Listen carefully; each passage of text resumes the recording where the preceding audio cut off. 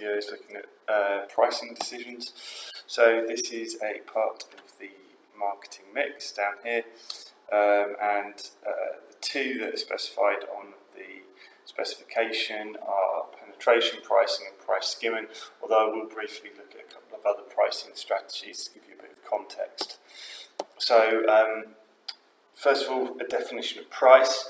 It's the component of the marketing mix that's concerning how much consumers pay for a good or a service. A common mistake that I often see is business students getting mixed up with price and cost. Okay, if you're in the shop and you're speaking to your friend, you might say, how much does that cost? Okay, but in business, particularly in the exam, price and cost have a very different meaning. The price is the amount that consumers need to pay for a good or service, whereas a cost in business is any expenditure incurred in generating sales revenue. In other words, your costs are kind of the costs of production. And if you talk about the cost of a good in a question about price, at best that is confusing. And so please make sure that you've got it very clear in your mind that in a question on price, you are only talking about the price of a good, and you're not talking about the cost of it when you mean price. Okay, you might mention cost in cost plus pricing, but you're talking there about the cost of the production of that good. So please make sure that's very clear. Pricing strategies are the methods that an organisation uses to price a product in order to achieve their marketing objectives. So there are a number of pricing strategies that organisations follow, and they should be part of an integrated marketing mix. This is the key thing with all elements of the marketing mix. If we're selling a top quality product that we put loads of effort into the design, we're promoting it as premium end, that needs to have a premium price to reflect the other elements of the marketing mix. Whereas if we're selling a product that's priced towards the bottom end of the market, probably the promotion, the packaging, how it looks, the product itself will reflect that. So it's key that the pricing strategy used is part of an integrated marketing mix. So let's have a look at some of the different strategies. First of all is price skimming. This refers to when a high initial price is set to maximise short-term returns before dropping the price to attract a wider market. So we often see this with new technology when it's released, like new mobile phones or the latest games console, often released at a very, very high price. The business knows that there are certain consumers who will pay that high price, and they want to get those people to pay that high price that they're prepared to pay. So the product is initially released. They're only expecting a relatively small number of sales at this high price because they know that they'll drop the price later on.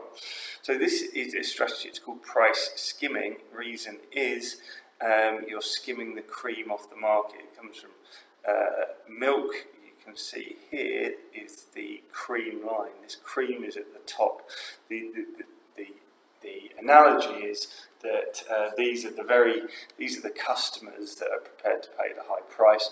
By setting a high initial price, you get these customers here, the cream of the market, to pay the high price. The business earns high profit margins, recoup some of those high development costs before it drops the price and appeals to a few more customers.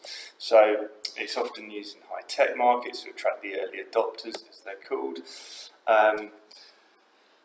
It allows the business to gain a premium price from those customers who are prepared to pay it. However, setting the initial price too high may put off too many consumers, and the business may have to drop the price earlier than it would have wanted to. So that's price skimming.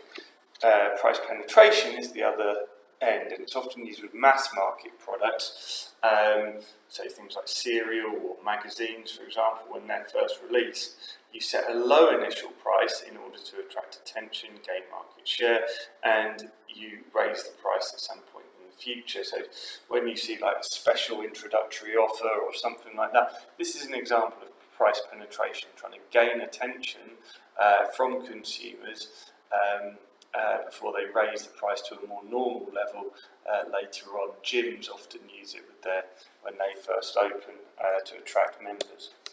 So they're often used for kind of mass market, busy marketplaces where firms have to kind of stand out from the start. So the advantages, it's a good strategy for gaining interest and market share in your product. However, it may be difficult later on to raise the price. There's a psychological anchor that it provides. Okay, you may get used to paying £1 for a box of cereal. When they raise the price to £2, that's suddenly a far less attractive proposition.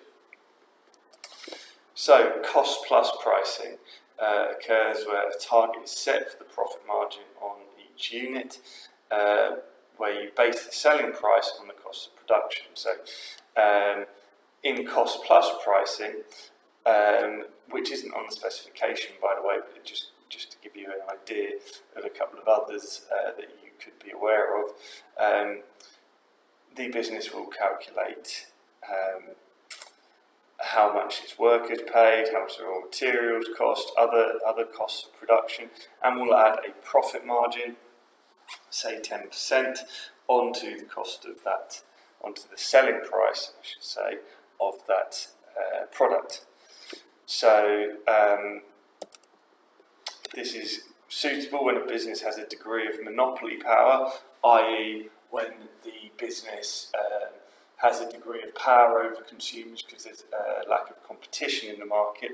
They can, set their own price effectively. So it should help the producers to ensure they meet unit profit targets for each sale. However, it doesn't take into consideration the preferences of consumers or their competitors. Final pricing strategy is competitive pricing, where you consider the prices of your competitors and you put your price around there. So if mobile phones in the sort of mid-range are selling for, £200, then you might price yours at £199.99 just to make sure that you're in line with your competitors. So the advantages of doing that and make sure that your price doesn't stand out as being particularly high or particularly low. But the disadvantage is you're not using your price as a source of differentiation to differentiate yourself from your competitors, nor does it take into account your costs of production. So, it may mean that you're making only a very slim profit margin on each unit, or perhaps even a loss if you really haven't taken your cost of production into consideration. So the two pricing strategies that are on the specification, price skimming and price penetration, but cost plus pricing and competitive pricing, they're easy to understand, and it makes sense to have some knowledge of them